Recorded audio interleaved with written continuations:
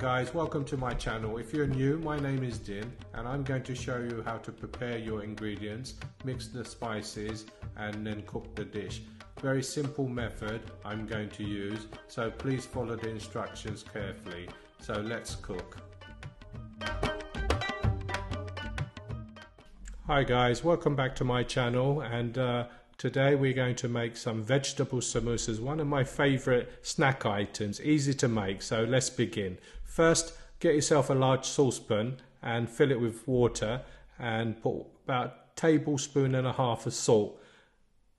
Make sure the potatoes are fully covered under water and bring it to the boil. Once it's brought to the boil, then turn it down to a medium heat and let it simmer for 30 minutes.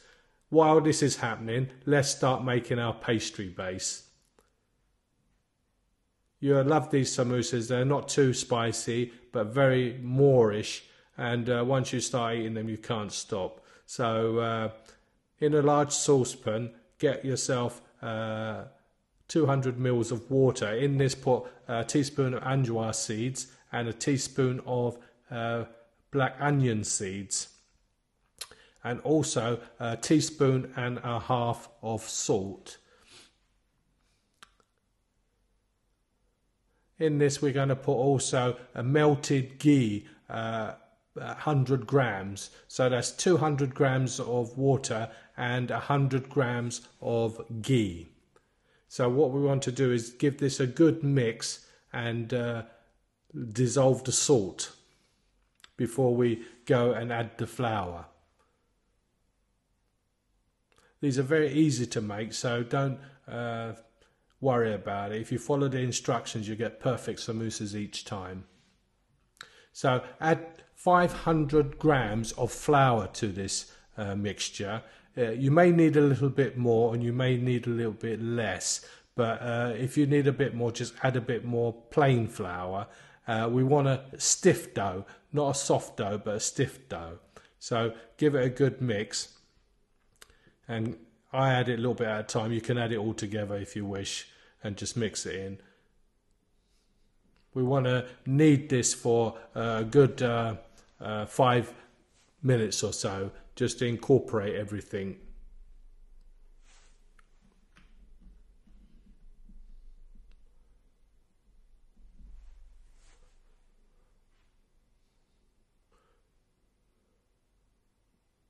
You'll find these samosas are very tasty and go perfect with a cup of tea. I have a char recipe as well if you want to check that out and make your own char masala, and it goes perfect with char masala and samosas. So try it, but keep kneading it and add flour as needed until you get a stiff consistency.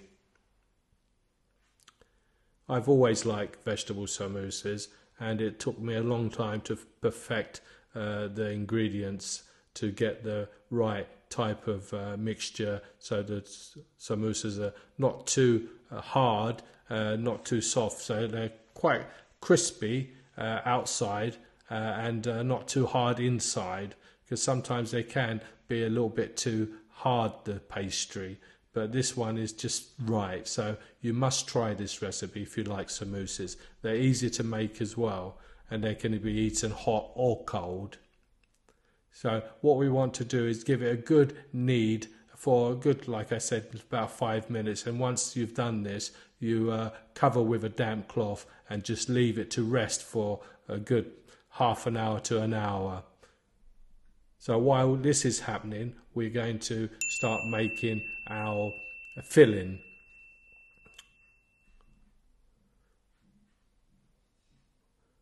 But before we do make the filling, what you need to do after about half an hour or so is cut it up into about 80 grams dough balls and leave them in the bowl to rest as well.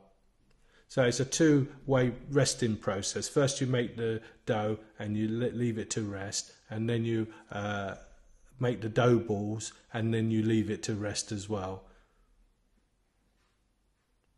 So while that is resting, the dough is resting, the potatoes are cooking, we're ready to now make the filling and get it ready for the potatoes.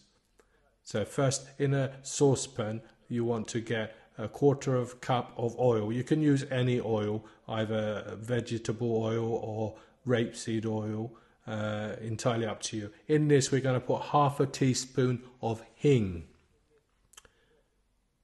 Just put it in the hot oil and give it a little bit of a stir. That's it. This is Hing. You can buy it in any Indian grocery shop. And then in this, we've got 30 grams of grated ginger.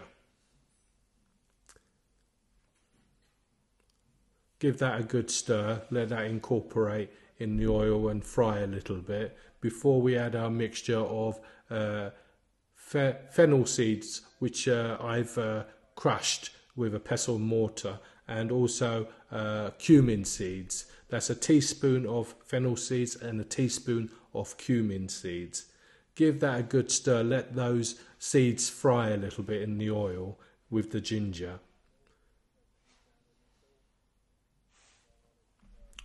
Turn it down a little. Don't let the items burn. We want to cook it gently.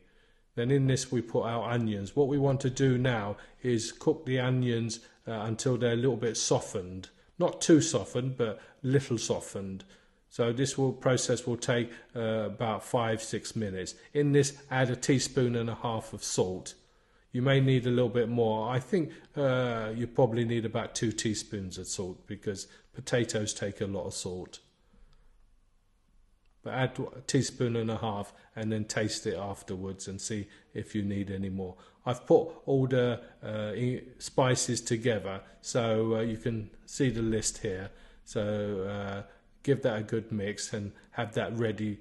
So once the onions have softened, we're going to put that with our onions.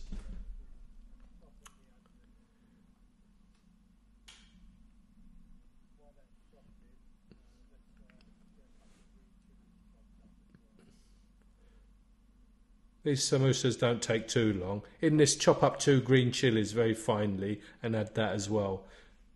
Like I said, this recipe doesn't take too long to make.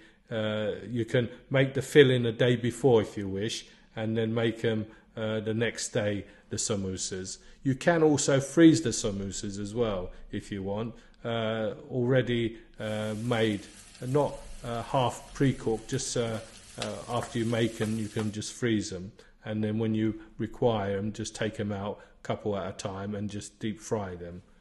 This is what I'm talking about. You can see it's nicely softened, the onions, not too much. Add your spices, fry those off a little bit, just like so. So we're working on a medium heat here, it's not too hot.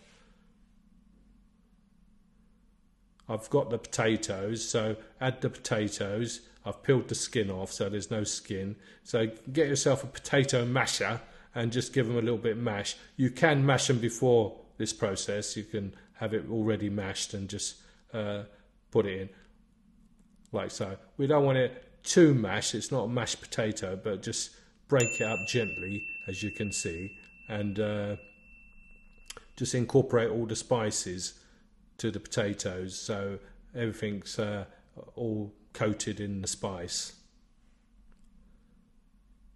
This is looking good. We're going to just add some fresh coriander here, so have that also chopped up. A good bunch full of coriander you need. Just chop it up, throw that in, give that a stir as well.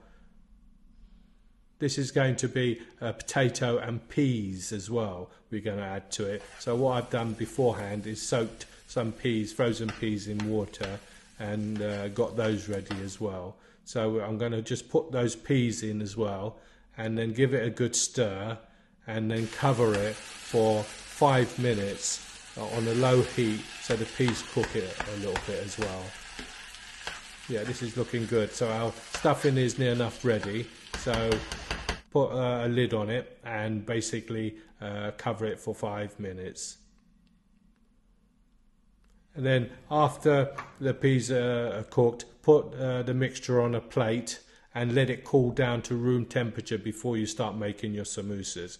This is how you make your samosas. Very easily done. As you see, every joint you put some water and then basically fill it up with a spoon, as you can see. Yeah, this is perfect. Just put a little bit of water all around the edge, like so. Then squeeze it together, you know, quite tight, so it's nice and tight. And leave it sitting for a little while so it kind of dries up, like the glue dries up. The water, like you can see, it's all ready. I've got quite a few ready now. Now we're going to fry them. So put a little bit of pastry and see if it's hot enough, the oil. We want a temperature of probably about 150 centigrade. This is the correct temperature to fry them. We don't want to fry them too quickly. We want to fry them so they gently cook. What we're trying to do is cook them gently to take the moisture out of the flour, so the water content kind of evaporates in the oil. So what happens, the less bubbles you see in the water, that means the less bubbles you see in the oil, that means there's less water in the flour mix. So basically now, because we've just put them in, there's a lot more bubbles, but you see the bubbles will decrease, and that tells you they're nearly ready. What we want to do is just fry them gently, like here, until they're nice and golden brown. Not too hot, remember. We want to cook them gently and slowly. And that's it. So once they're nice and golden brown, take them out, put them in on top of some kitchen towel, and then they're ready to serve. I hope you enjoy this recipe, and I'm sure you'll make them often. And let me know in the comments what you think. Bye for now, and see you soon.